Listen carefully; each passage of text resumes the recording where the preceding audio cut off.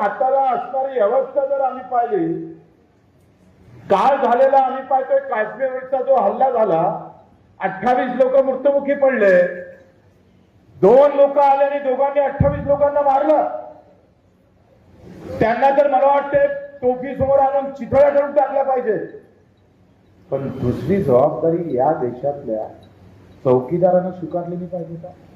खाऊंगा असं म्हणणारा चौकीदार भ्रष्टाचारामध्ये अव्वल असणारा हा देश समोर जात आहे आणि इथं थांबला नाही तर 2 पाकडे इथं तरी चौकीदार मात्र बिहारमध्ये सभा घेत.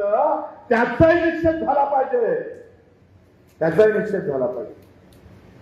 का बरं 2000 लोक होते, त्या पर्यटकावर हल्ला होऊ शकते ही माहिती असताना सुद्धा आम्ही एवढं दुर्लक्षित त्या ठिकाणी का केलं? मित्रांनो, सांगायचं तात्पर्य आपला हा विषय जरी नसला